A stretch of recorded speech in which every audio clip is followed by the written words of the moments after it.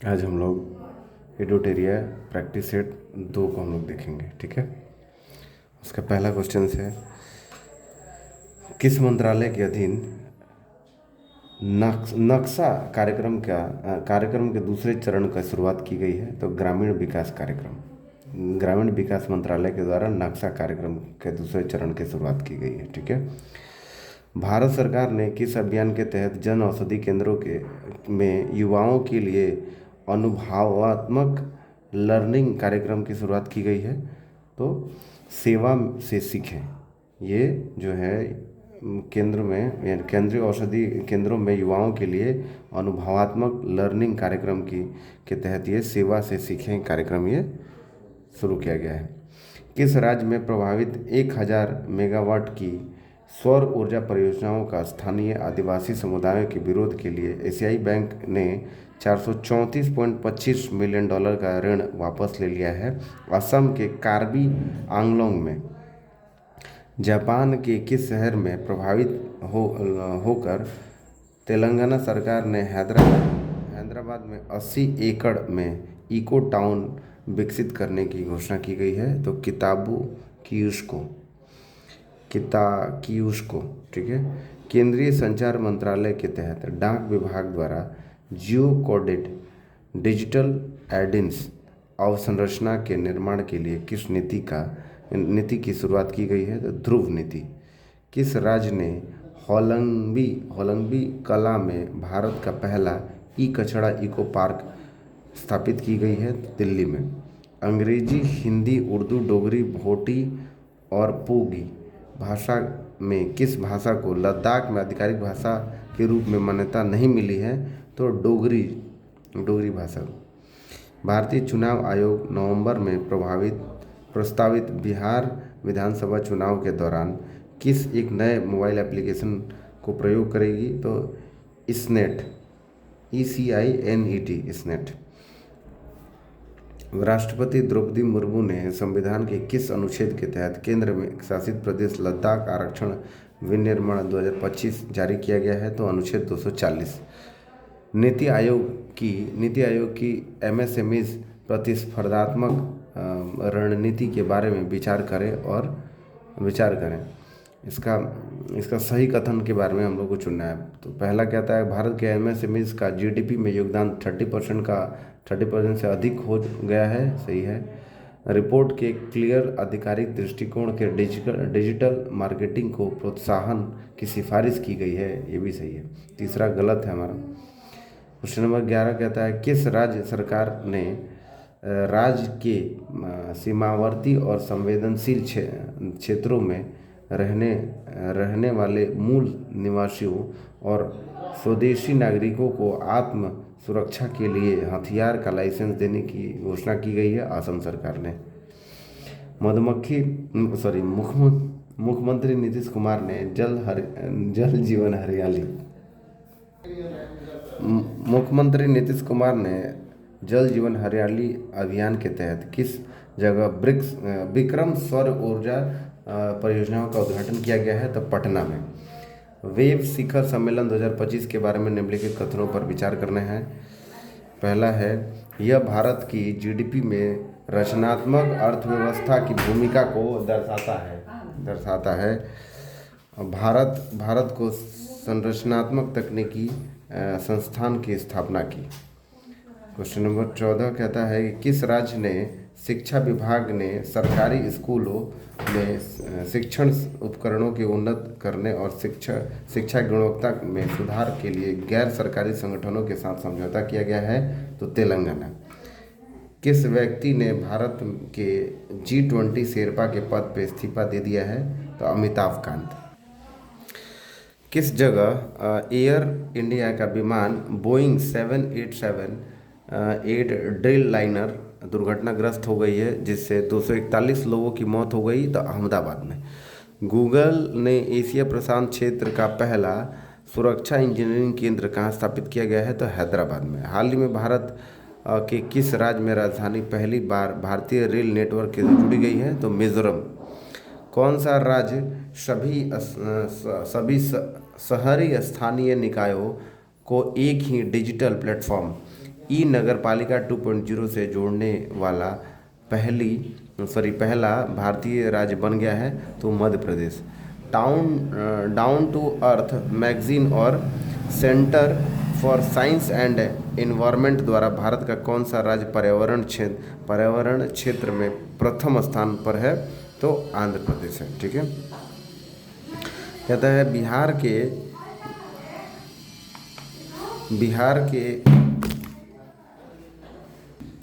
Question number 21 देखते हैं कि बिहार के सारण जिले में स्थित मढ़ौरा रेल इंजन कारखाना में निर्मित इंजन को किस अफ्रीकी देश के निर्यात किया जाएगा तो ये गिनी गणराज्य। किस राज्य सरकार ने 2025 से 2035 को जल विद्युत दशक घोषणा की गई है तो ये अरुणाचल प्रदेश ने 2025 से 2035 को जल विद्युत दशक की घोषणा की गई है। सरकारी ई मार्केट प्लेस के माध्यम से सर्वाधिक डिजिटल सार्वजनिक खरीद करने वाले शीर्ष राज्य कौन सा बन गया है तो उत्तर प्रदेश। केंद्र सरकार की उल्लास नव भारत साक्षरता कार्यक्रम के तहत मिजोरम और गोवा के बाद आधिकारिक तौर पर पूर्ण साक्षरता हासिल करने वाला तीसरा सबसे राज्य कौन सा बन गया है तो त्रिपुरा। मुख्यमंत्री नीतीश कुमार ने किस नदी पर बने 4.57 किलोमीटर लंबे 6 लेन वाले पुल का उद्घाटन किया गया है तो गंगा नदी। ठीक है, केंद्रीय शिक्षा मंत्री द्वारा जारी परफॉर्मेंस ग्रेडिंग इंडेक्स रिपोर्ट 2023-24 कौन सा राज्य सबसे निचले स्थान पर है तो मेघालय। ऑपरेशन स्पाइड वेब का संबंध किससे है तो ड्रोन हमला से है। ऑपरेशन स्पाइड वेब का संबंध किससे है तो ड्रोन हमला से। ऑपरेशन स्पाइड वेब ड्रोन हमला से। संयुक्त राष्ट्र महासभा ने वर्ष 2026 से 27 कार्यक्रम के लिए बहरीन, अंगोला, कोलंबिया, लाइबेरिया और लातविया में से किस देश को यूएनएससी के 5 नए गैर स्थायी सदस्यों के रूप में नहीं चुना गया है तो अंगोला को नहीं चुना गया है। हाल ही में जारी एक रिपोर्ट के अनुसार दुनिया के शीर्ष 10 स्टार्टअप शहरों की सूची प्रथम स्थान कौन सा है तो सैन फ्रांसिस्को है। अमेरिका राष्ट्रपति डोनाल्ड ट्रंप ने राष्ट्रीय सुरक्षा का हवाला देते हुए कितने देशों के नागरिकों को अमेरिका में प्रवेश पर पूर्ण प्रतिबंध लगा दिया है तो 12 देश को। किस देश में HIV रोगियों के 500% वृद्धि के बाद राष्ट्रीय सार्वजनिक स्वास्थ्य आपातकाल की घोषणा सिफारिश की गई है तो फिलीपींस को।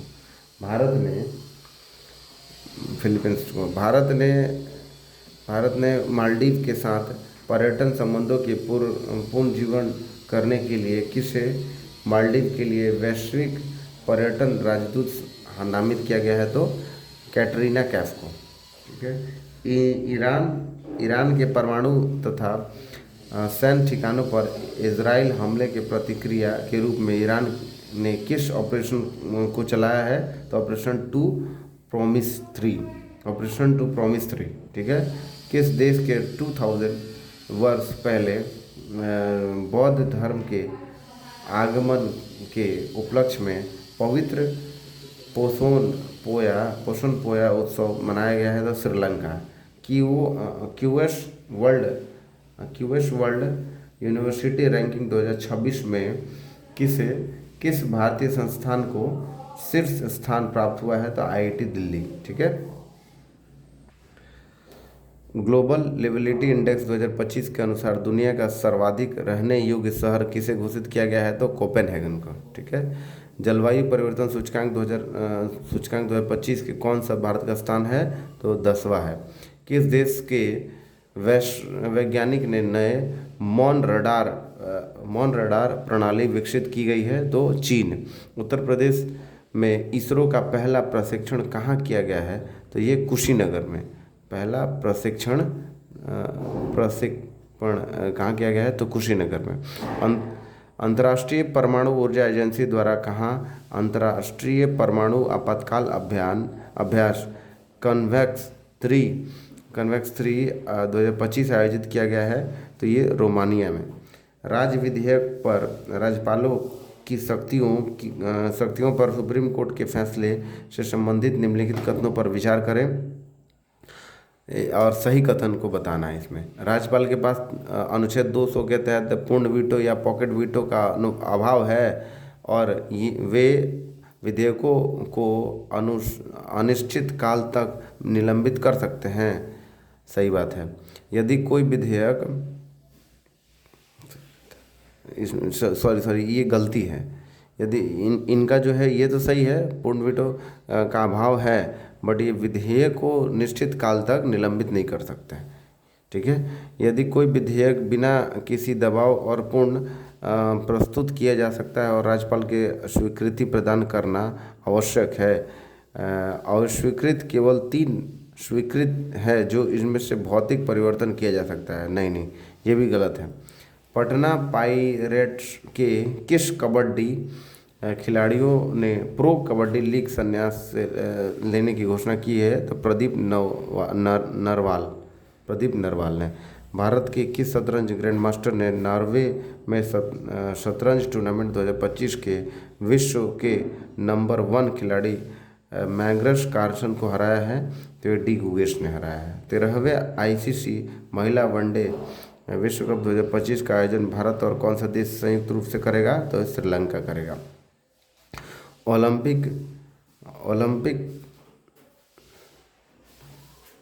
ओलंपिक से संबंधित निम्नलिखित कथनों पर कौन सा गलत कथन बताना है? तो गलत कथन कौन सा है? तो सही पहले पढ़ते हैं हम लोग। 2028 में ओलंपिक खेलों की मेजबानी लॉस एंजलिस द्वारा अब तक के ओलंपिक इतिहास की तीसरी बार ये शहर में आयोजित किया जाएगा। ठीक है। अब 128 साल बाद क्रिकेट को वर्ष 2028 तक ओलंपिक खेलों में हासिल किया जाएगा। ये भी सही बात है।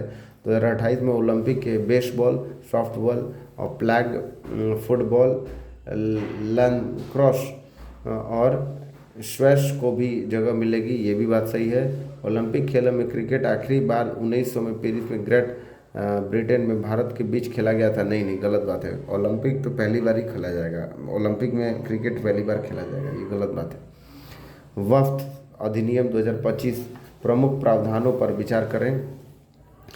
इसका गलत कथन कौन सा है चुनना है। वैसे गलत कथन जो है वो बी यानी 2 है और सही हम लोग पढ़ लेते हैं। वक्फ बिल में कोई भी व्यक्ति किसी संपत्ति को वक्फ तभी घोषित करेगा जब वह संपत्ति का वैध मालिक हो। ठीक है। और विवाद की स्थिति में राज्य सरकार नियुक्त अधिकारी जांच करेंगे। ये भी सही है। और केंद्रीय वक्फ परिषद में मुस्लिम सदस्यों में से 2 महिला सदस्य होना अनिवार्य है। ये भी सही है। पर ये दूसरा लिखा हुआ है, सरकारी संपत्ति के वक्फ केवल विशेष परिस्थितियों में घोषणा की जाएगी। ये गलत है। ठीक है। क्वेश्चन नंबर 47 देखते हैं हम लोग। हिंदी भाषा के लिए कविता संग्रह फिर उगना के लिए किसे साहित्य अकादमी युवा पुरस्कार 2025 सम्मानित किया जाएगा? तो पार्वती तुर्की को। ठीक है। हिंदी भाषा के लिए केंद्रीय मंत्री किरण रिजिजू ने नई दिल्ली वक्फ संपत्तियों के प्रावधान से जुड़े किस पोर्टल लॉन्च किया गया है? तो उम्मीद सेंट्रल पोर्टल को। ठीक है। किस आईआईटी संस्थान ने उच्च शिक्षा में समावेशन को बढ़ाने के लिए SC/ST उम्मीदवारों के लिए पहला विशेष पीएचडी प्रवेश अभियान शुरू किया गया है? तो ये IIT दिल्ली में किया गया है। अंतर्राष्ट्रीय धार्मिक स्वतंत्रता शिखर सम्मेलन 2025 का आयोजन कहाँ किया जाएगा? तो ये केन्या की राजधानी नैरोबी में किया जाएगा। धन्यवाद।